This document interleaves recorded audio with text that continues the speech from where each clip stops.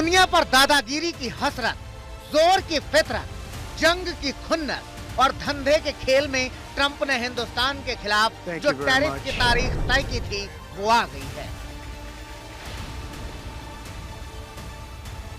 26 अगस्त की रात गुजरी भी नहीं थी कि अमेरिकी हुकूमत के डिपार्टमेंट ऑफ होमलैंड सिक्योरिटी की ओर से भारत के खिलाफ 50% टैरिफ वाला नोटिस आ गया।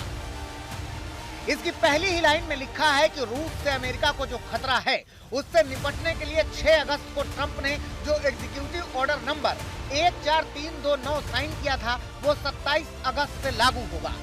इसमें भारत से आने वाले उत्पादों पर 50% टैरिफ लगेगा।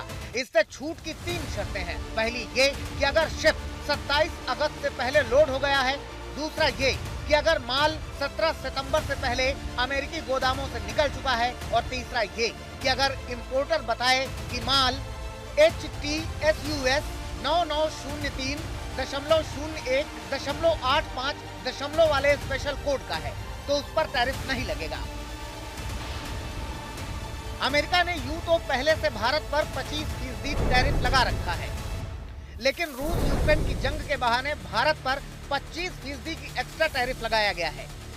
इसका असर ऐसे समझें कि अब तक अगर भारत अमेरिका के अंदर कोई सामान $1 में बेचता था वो अब $1.64 का बिकेगा, जबकि उसी अमेरिका में चीन वही सामान $1.42 में बेचेगा, बांग्लादेश $1.32 में बेचेगा और वियतनाम $1.20 में बेच लेगा। जाहिर तौर पर भारत जैसी बड़ी आबादी और अमेरिका जैसी बड़ी इकोनॉमी, भारत के उत्पाद महंगे होंगे तो निर्यात घटेगा। अभी जो अमेरिका के साथ भारत के $130 अरब सालाना निर्यात है, 50% टैरिफ के बाद उसमें 45.5 अरब डॉलर का निर्यात प्रभावित होगा और उसके असर का अंदाजा लगाना अभी बाकी है, क्योंकि अप्रैल में 25% टैरिफ लागू होने के बाद जीडीपी विकास दर में 0.20 बेसिस पॉइंट का असर पड़ने की आशंका का अनुमान लगाया जा चुका है। लेकिन रिजर्व बैंक कहता है कि भारत टैरिफ से मुकाबले के लिए तैयार है। अभी भी अमेरिका को होने वाला आधा निर्यात 50% वाली दर से बाहर है। There are few sectors, if these tariffs remain, then there will be a few sectors.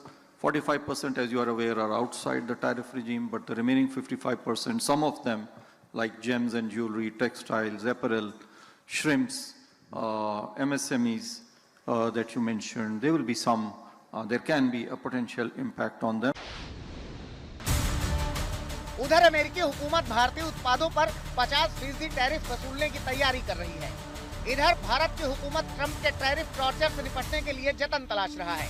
Delhi में पीएम मोदी ने निर्यातकों के साथ बड़ी बैठक की और अमेरिकी टैरिफ हमले से होने वाले नुकसान को कम से कम करने के रास्तों पर मंथन किया। हालांकि पीएम मोदी ने ट्रंप के ऐलान के बाद से कई मौकों पर कह दिया है कि भारत के पास चक्रधारी मोहन से लेकर चरखाधारी मोहन तक के मंत्र हैं। अमेरिकी दबाव के आगे हिंदुस्तान झुकेगा नहीं। साथियों, भारत के पास डेमोक्रेसी की शक्ति है और भारत के पास डेमोग्राफी का एडवांटेज है। भारत ने साफ कर दिया है कि भारत के किसानों की कीमत पर बाजार में अमेरिकी अनाज बेचने के ट्रंप के मंसूबे कभी पूरे नहीं होंगे। किसानों का, पशुपालकों का कभी भी अहित नहीं होने देंगे।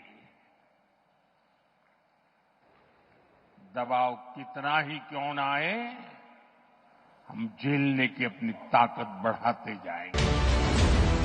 वैसे ट्रंप से भारत की बातचीत अभी खत्म नहीं हुई है।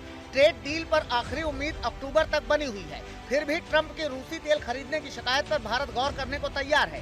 सूत्रों के मुताबिक अमेरिकी शिकायत के बाद भारत रूसी तेल खरीद में थोड़ी बहुत कटौती कर सकता है। भारत में Indian oil, Hindustan petroleum, Bharat petroleum, Nayara energy, Reliance industries जैसी तेल कंपनियां रूस से तेल खरीद रही हैं। पहली छमाही में भारत ने रूस से करीब 18 लाख बैरल रोज का तेल खरीदा है, जिसे 14 से 16 लाख बैरल रोज तक किया जा सकता है। हालांकि इससे ट्रंप खुश होंगे या नहीं कहना मुश्किल है, लेकिन भारत ने ट्रंप का मुंह ताकना छोड़ आत्मनिर्भरता का रास्ता अख्तियार कर लिया है। दुकानदार भाई बहनों को कहना चाहता हूं, व्यापारियों से कहना चाहता हूं, बड़े गर्व के साथ बोर्ड लगाइए कि मेरे यहां स्वदेशी बिकता है। दरअसल अमेरिका पर निर्यात की निर्भरता कम करने के लिए भारत ने दुनिया के और दरवाजों पर दस्तक देना शुरू कर दिया है।